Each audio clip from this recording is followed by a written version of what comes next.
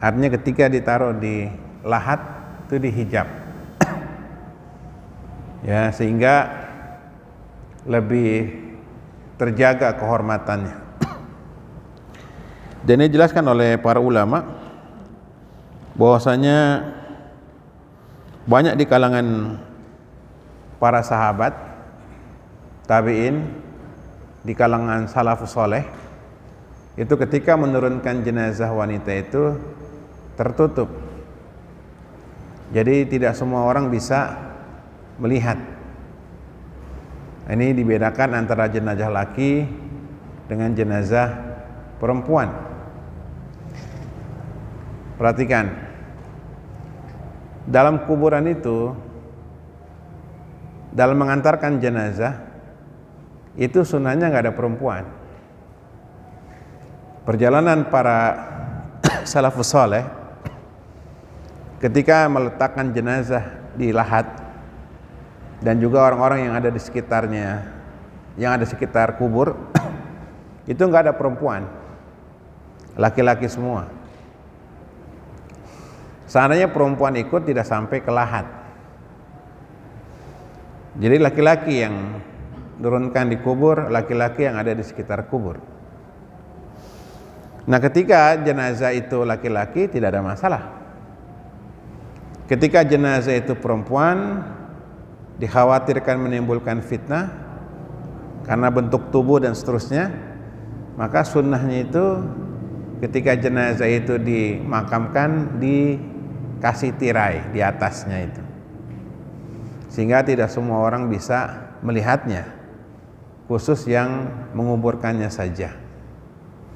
Ini gambaran jamaah sekalian, tidak setiap jenazah itu harus kita tongkrongin, liatin di lahat. Saya juga heran kepada banyak orang itu seolah-olah harus melihat jenazah di lahat.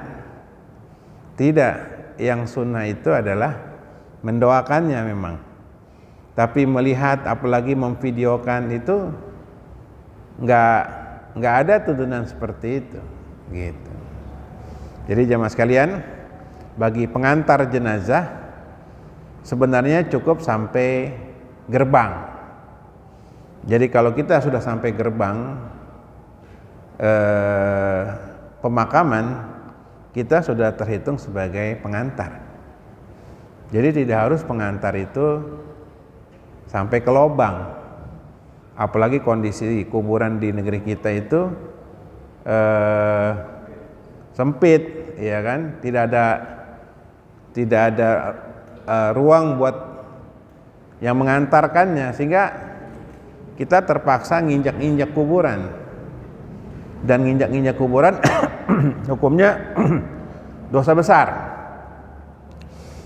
Saya sayangkan memang banyak masyarakat itu kayak apa gitu, harus ngelihat kuburannya. Tidak, sebenarnya yang sampai ke kuburan itu keluarganya saja, dan yang mengurus mengantar meletakkan jenazah di lahat. Kita nggak perlu sampai harus ke lubang kubur. Nah, ini kalau perempuan dikasih hijab, ini sunnah saja. Poin yang ke-15, wali lebih berhak untuk menurunkan jenazah ke dalam lahat. Jadi keluarga si mayit itu lebih berhak ketimbang orang lain. Ya, jadi walinya kalau dia perempuan ya suami, anak, kakak, adik, mahramnya itu lebih berhak ketimbang orang lain. Kecuali kalau nggak ada baru. Karena dikhawatirkan ada beberapa aib yang tetap harus dijaga dalam kondisi seperti itu. Kadang memang ada beberapa aib ketika menurunkan jenazah. Nah, di situ harus dijaga. Kalau keluarga umumnya menjaga, kalau orang lain khawatir diceritakan. Sesuai dengan nas Al-Quran dalam surah Al-Anfal Ayat 75. Wa ulul arham ba'duhum aula'u bi ba'din fi kitabillah. Hubungan rahim satu dengan yang lainnya lebih berhak sesuai dengan kitabullah. Jadi keluarga lebih berhak.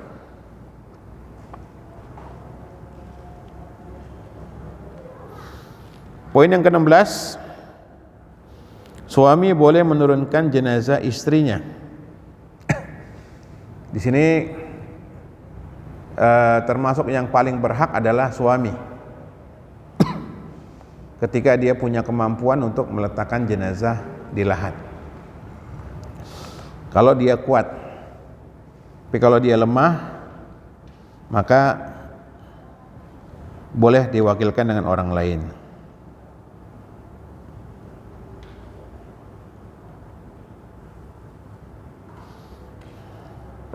Kemudian poin yang ke-17, ini sudah umum diketahui, menurunkan jenazah orang yang tidak berhubungan malamnya.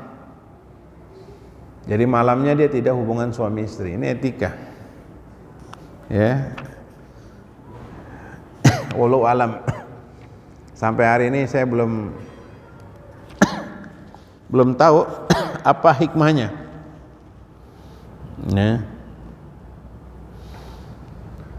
Ya, apa hikmahnya kenapa orang yang semalam hubungan nggak boleh menurunkan jenazah khususnya perempuan ke lahat?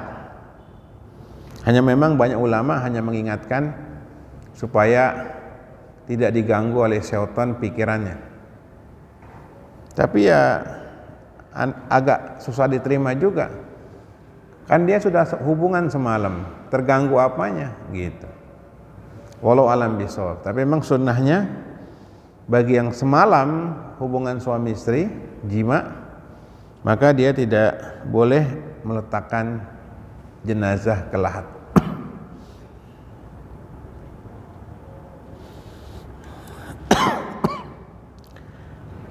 Poin yang ke-18, jenazah diturunkan dari arah kaki. Jadi kalau jenazah dari samping, ya pernah saya terangkan, menurunkan jenazah dari samping, ya, dari samping, ada yang dari depan. Gitu. Kalau jenazah dari samping, turunkan dari arah kaki dulu, kaki baru pala. Gitu. Kalau dari depan bebas. Ya. Jadi dari kaki dulu diturunkannya. Kaki dioper baru ke kepala.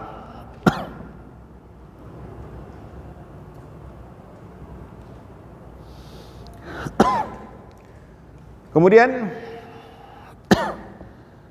poin yang ke-19, ada sunnah doa ketika meletakkan jenazah di lahat dengan kalimat bismillah wa ala sunnati rasulillah. Ya, dan ini juga doa sudah populer. Ya, bagi jamaah yang meletakkan jenazah di dalam lahat atau menguburkan, dan biasanya 3 orang, maka sunnahnya mereka membaca bismillah wa ala sunnati rasulillah. Bismillah wa ala sunnati rasulillah, dengan nama Allah dan di atas sunnah Rasulullah. Jadi memang penguburan itu harus sunnah, jangan dikasih macam-macam. Ya, Nabi seringkali mengikuti pemakaman para sahabatnya. Nggak pernah Nabi teriak-teriak ajanin kayak zaman sekarang nih. Ajan. Gitu. Mana coba Nabi suruh sahabat-sahabatnya, ayo ajanin. Jadi sunnahnya cara meletakkan jenazah itu di atas sunnah, wa ala sunnati rasulillah. Bismillah dengan nama Allah, wa ala sunnati rasulillah, dan di atas sunnah. Gitu. Dan juga sekali lagi jangan ada keyakinan pocongnya harus dibuka. Kalau nggak dibuka gentayangan. Jadi pocong itu bebas, boleh dibuka boleh tidak, gitu. Ya.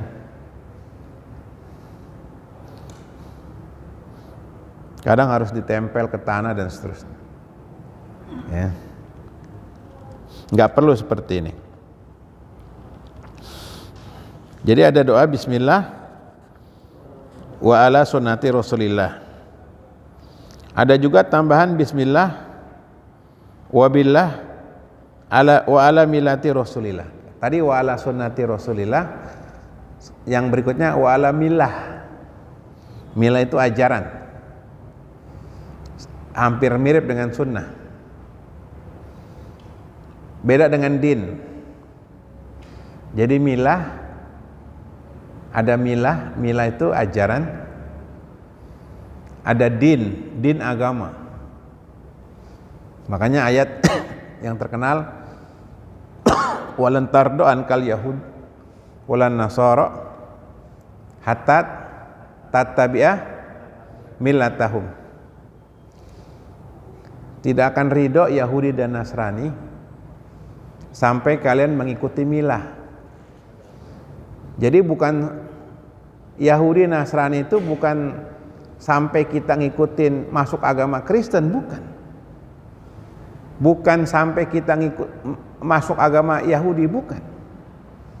Perhatikan ayatnya. Walan tardo ankal yahudu walan nasara hatta tattabi'ah millatahum. Ayatnya enggak mengatakan hatta tattabi'ah dinahum, sampai kalian masuk ke dalam agama mereka, bukan. Milah itu ajaran. Jadi orang Islam nggak apa-apa masih Islam, tapi mereka milahnya Yahudi, otaknya Yahudi, budayanya Yahudi, gitu, tradisinya Yahudi. Kayak sekarang orang Islam tapi otaknya, pikirannya, gayanya, pakaiannya Nasrani.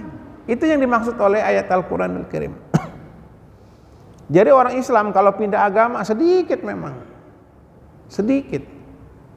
Orang Islam yang masuk agama Yahudi hampir tidak ada. Tapi ngikutin ajarannya, budayanya, pemikirannya banyak. Banyak. Kalau di negeri kita mayoritas. Kelihatan doang muslim. Bahkan tampangnya doang, gelarnya doang kiai. Tapi otaknya itu gereja. Otaknya itu Yahudi dan Nasrani. Saya juga heran tuh, tokoh-tokoh agama benci banget sama agamanya sendiri tuh. Ya, dan ini jadi lafaznya bismillah wa billah wa ala millati Rasulillah. Dengan nama Allah, dengan kebesaran Allah, ya, dan di atas millah ajaran Rasul. Kalau agama formal, ya, agamanya apa? Islam, agamanya apa? Nasrani, agama apa? Buddha. Tapi kalau milah, dia tidak formal prakteknya. Jadi banyak orang secara agama Islam, tapi milahnya, praktek yang diamalin dalam hidupnya itu bukan Islam. Macam-macam lah, gitu. Ya, ini yang terjadi. Salah pendidikan, salah ngaji. Ya. Banyak orang dicuci otaknya. Selesai pengajian, yang dimusuhi adalah agamanya sendiri, sunnah nabinya sendiri. Itu yang terjadi sekarang.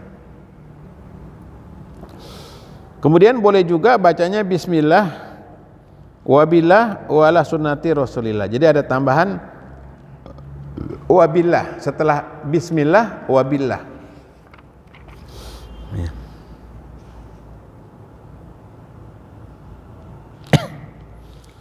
Kemudian ada juga tambahan lagi bismillah wa fi sabilillah. Ada tambahan wa fi sabilillah wa ala millati Rasulillah. Jadi bismillah Kemudian wa fi sabilillah wa ala millati Rasulillah. Ini juga boleh. Jadi ada beberapa macam bacaan. Ini hukumnya sunnah saja. Ya, kalau nggak dibaca nggak berdosa.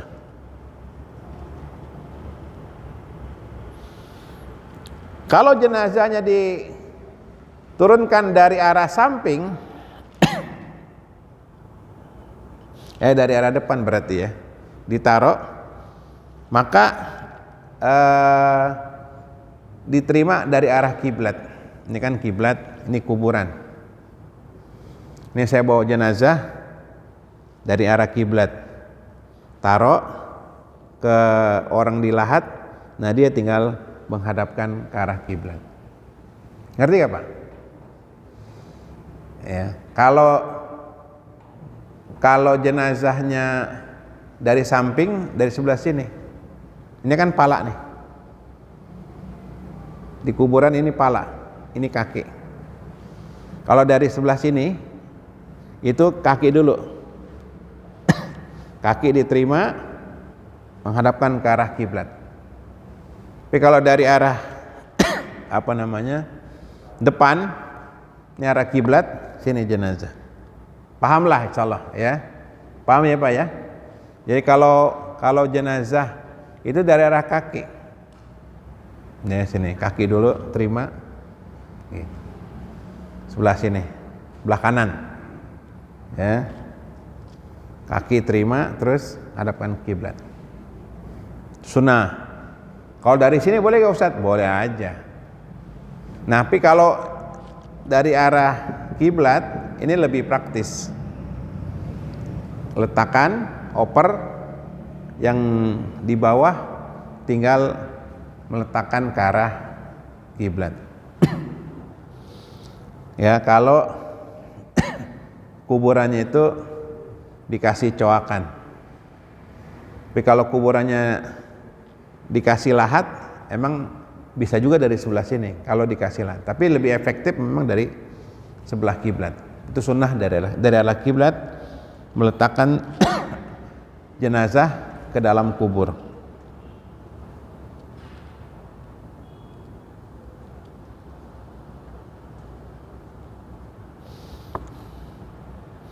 Poin ke-21, bolehnya melepaskan ikatan kain kafan. Jadi jenazah kalau memang tidak ada apa-apa boleh dilepaskan. Tapi kalau jenazah itu misalnya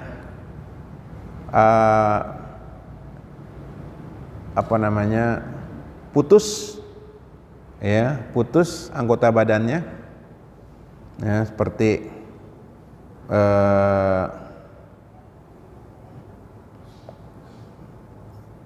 korban kecelakaan ya,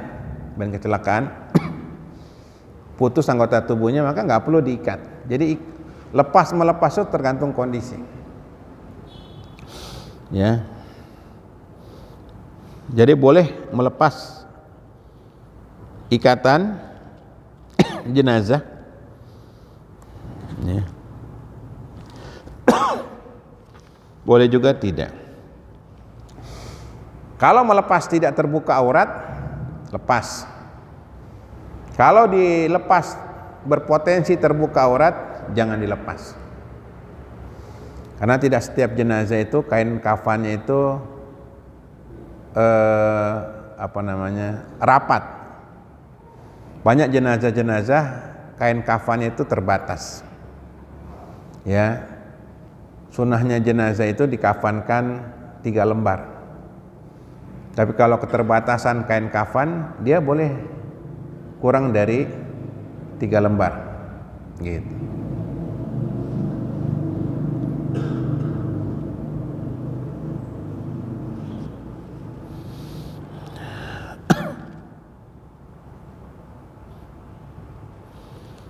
Poin ke-22.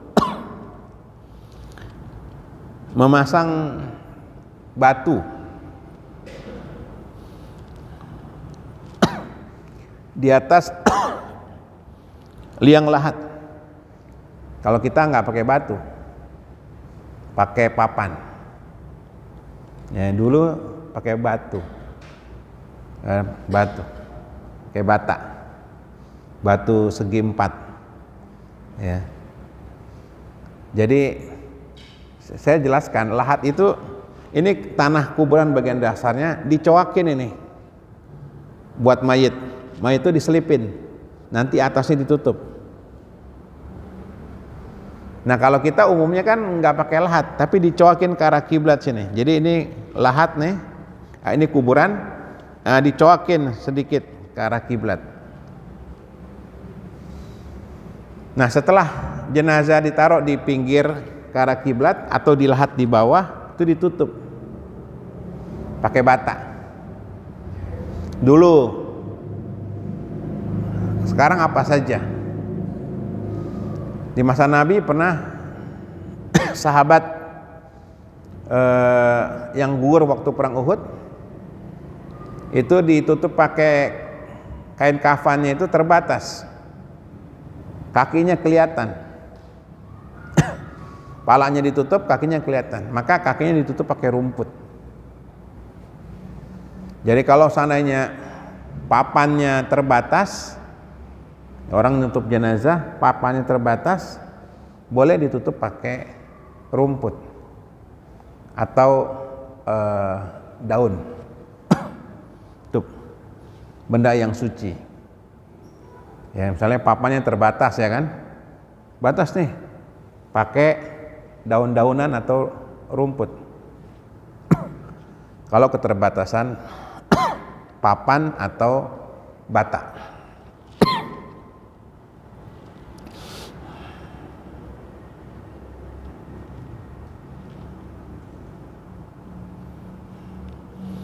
Kemudian poin yang ke-21,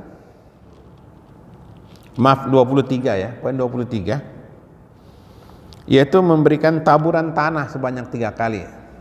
Sunnah, ya, taburkan tanah untuk menutup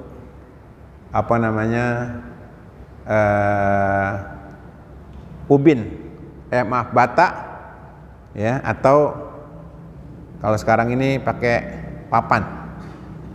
Ya, baru setelah itu nanti diuruk.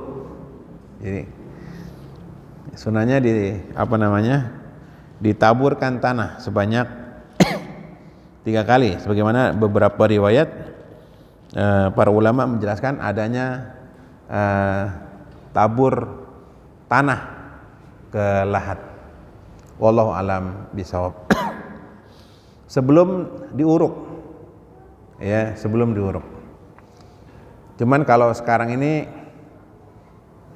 didramatisir, yang menaburkan itu istrinya, yang menaburkan anak-anaknya.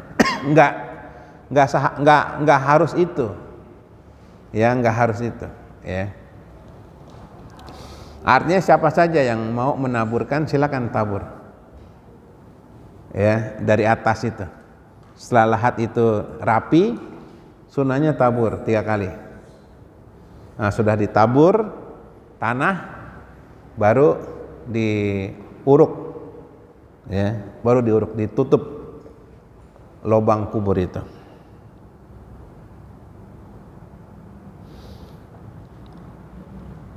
Poin 24, tanah itu ditinggikan sedikit, kuburan. Tanah itu ditinggikan sedikit, 1 jengkal. Untuk menunjukkan bahwa ini tanah pemakaman.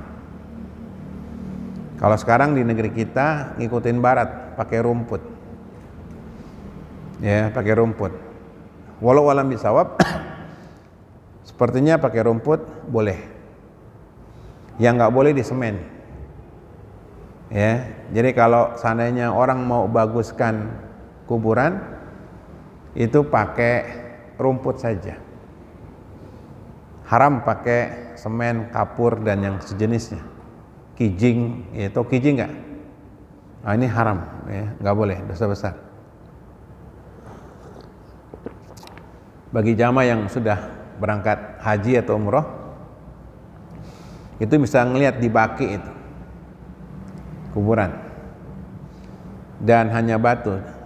Dan memang sekarang ini ada kebijakan dari pemerintah harus pakai nisan. Saya juga berapa kali ditelepon dari pemakaman, Pak, mesti pakai nisan, tar dulu deh, gitu. Ntar kalau mentok baru, kalau belum baru mau jangan pakai nisan. Ya, kuburan ibu saya. Karena udah pakai batu aja, gitu. Yang pakai batu cuma 2 nih, Pak, di sini. Ya, kuburan keluarga Bapak sama ada 1 lagi tuh pakai batu. Ya, emang pemerintah, saya juga buat apa registrasi? Mungkin karena banyaknya supaya nggak salah bongkar kuburan orang kali ya. Jadi ditinggikan iya sejengkal untuk menunjukkan bahwasanya itu pemakaman, ada kuburannya, gitu. Ya, dibolehkan, disepakat para ulama sejengkal. Ya, bapak-bapak tolong ya, kuburan itu bukan bermegah-megah. Kuburan itu bukan dikeramatkan. Juga kuburan bukan dihinakan. Ya, banyak orang kuburan buat main bola, buat buang sampah. Nggak boleh, haram ini. Ini tetap kuburan harus dimuliakan. Dan pernah saya terangkan panjang. Digusur-gusur buat rumah susun gitu, jangan.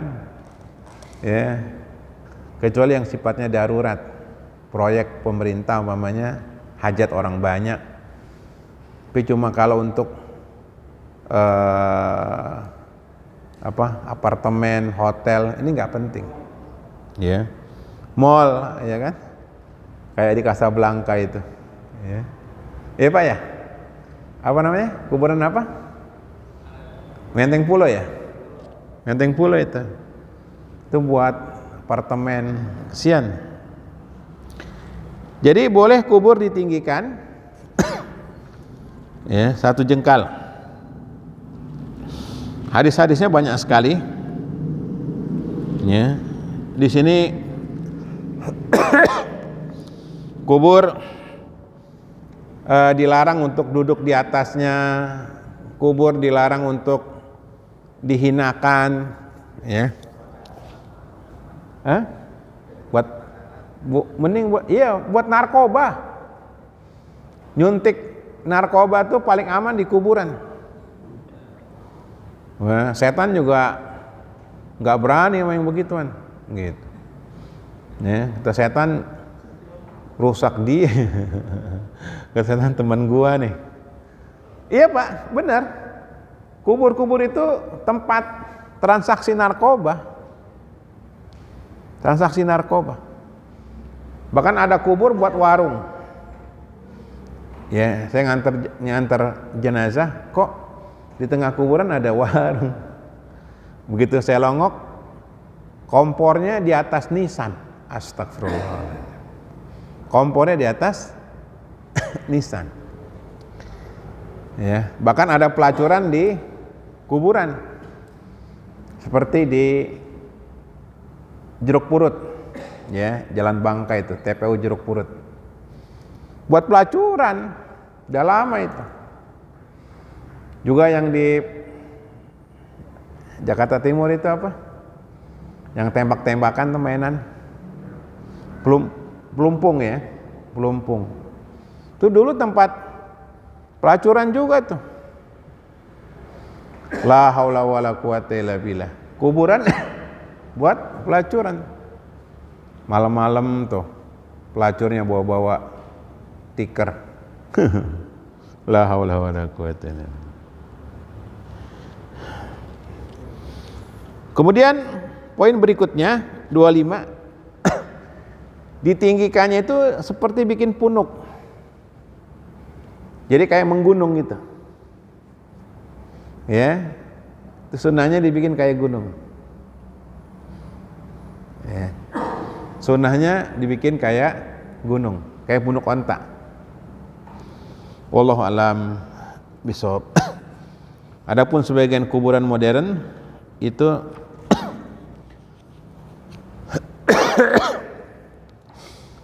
dibikin rata kayak tanah, seperti yang di barat. Sekarang nggak ada lagi kuburan pakai kijing-kijingan, nggak ada. Kuburan itu rata, hanya pakai palang salib saja agama Nasrani itu. Ya, mereka ngikuti Islam sekarang. Ya, sekarang kalau dulu kuburan mereka itu besar-besar, orang Islam ngikutin mereka. Sekarang orang kafir kuburannya rumput, rata. Baru kita ikutin mereka. Padahal sunnah kita juga kubur tuh nggak dimewah-mewahin. Ada yang mau tanya, Pak? Iya, ya, Pak.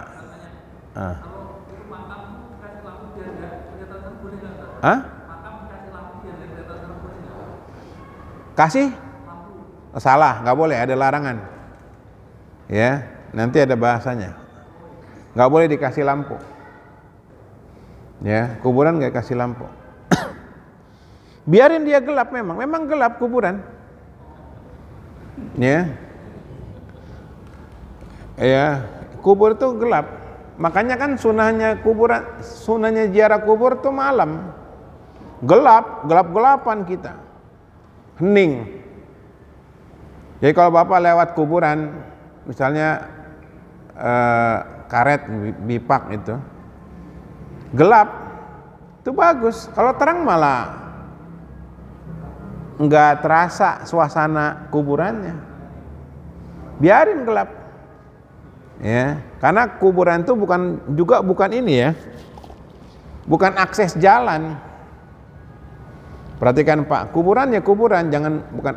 Sekarang ini kuburan udah nggak seperti zaman dulu. Akses jalan, kang sayur lewat, kang ojek lewat, ya kan? Semua lewat tuh kuburan tuh. Ondel-ondel lewat kuburan tuh. Allahu Akbar. Ondel-ondel lewat kuburan. Ondel-ondel. Jangan kuburan. Jadi kita nih kalau lagi suntuk, lagi galau, ya kan? Bensin naik terus, ya kan? Telur juga naik. Nah, itu gelap tuh kuburan. Terasa memang. Jadi ziarah kubur kalau gelap tuh terasa. Biarin dia gelap. Ya, kasih terang seperti kuburan-kuburan. Jadi nggak hikmahnya hilang. Gitu. Jadi nggak usah pakai lampu. Ada larangan dari hadis Nabi SAW kasih lampu. Ya.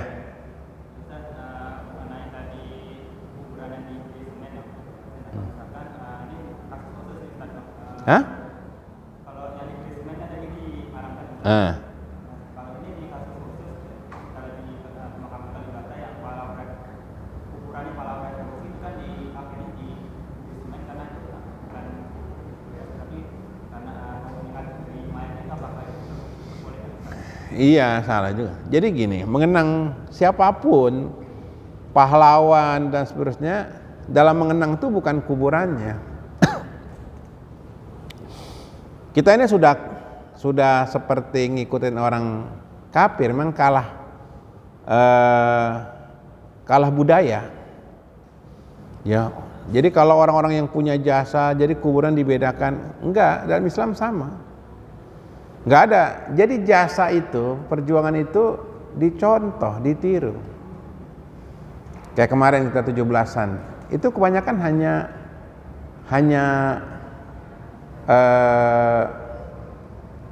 hiburan. Kalau mau hiburan anak-anak saja.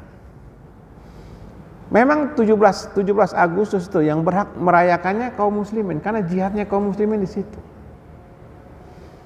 Saya pengen 17 Agustus itu orang bagi-bagi umroh, lomba yang menang umroh, lomba yang menang dapat uang lah, dan lombanya juga bagus. Kayak di tempat saya ada tuh, dia orang kaya, duitnya ratusan miliar,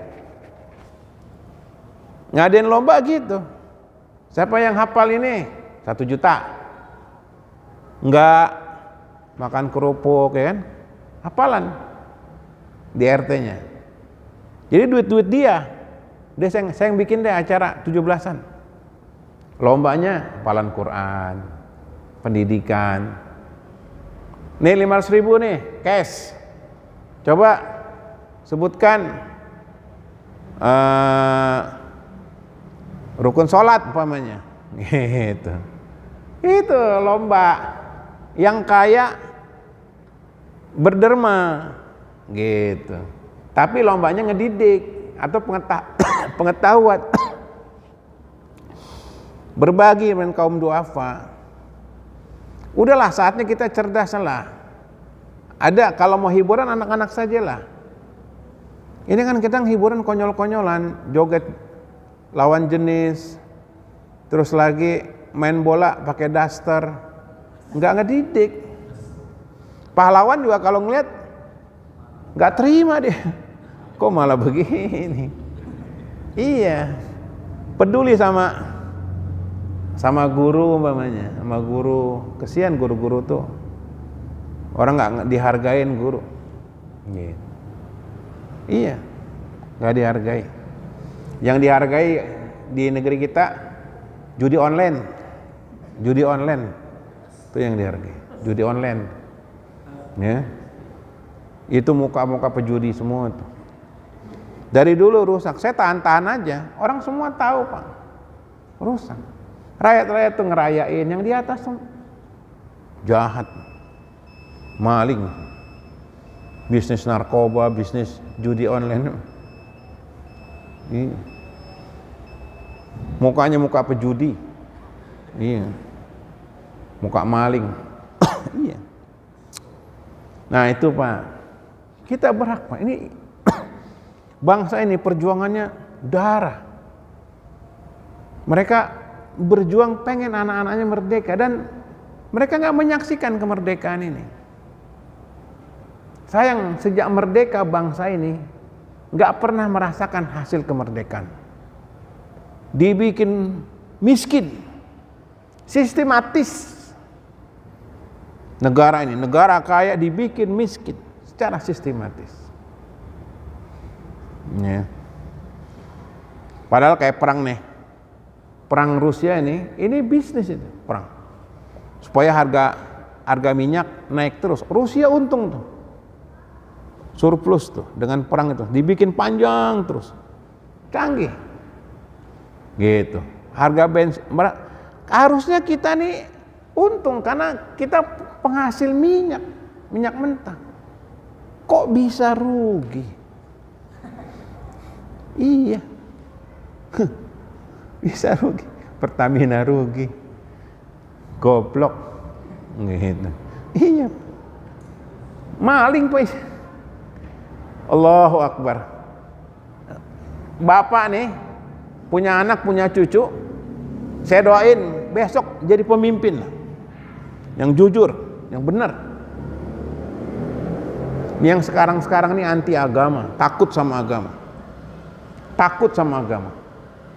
Untuk level yang punya pangkat di pundak nggak boleh dekat-dekat sama pengajian. Jelek karirnya nanti. Untuk eselon 1, eselon 2 nggak boleh dekat-dekat pengajian. Catat. Musuh sama agama. Soalnya kalau agama nanti jadi jahat. Kurang ajar. Akhirnya gara-gara jauh sama agama jadi penjahat itu. Penjahat, makan semuanya, kena semuanya. Ngomong Pak, ngomong, bongkar. Semua orang bilang kok, harusnya negeri ini udah maju. Kita udah sejahtera harusnya. Kalau maling-maling itu nggak ada maling-malingnya. Ya. Malingnya. Cina bisa maju, malingnya disikat. Tembak. Gitu. Bongkar ayo. Gitu. Mau nggak mau dikorbanin, paling diracun tuh. Gitu. Kalau buka suara, kena semua. Negara baru bikin. Gitu. NKRI, harga nego. Gitu. Iya Pak, pada pucet nih.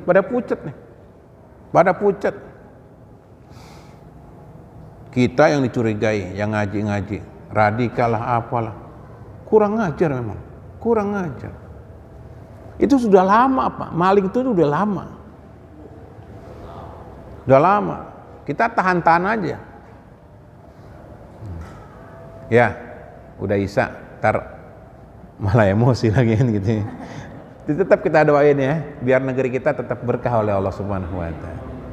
Ya, yang jahat-jahat kita doakan biar cepat mati. Gitu. Amin dong Pak. Ya, subhanakallahumma bihamdika asyhadu an la ilaha illa anta astaghfiruka wa atubu ilaik. Assalamualaikum warahmatullahi wabarakatuh.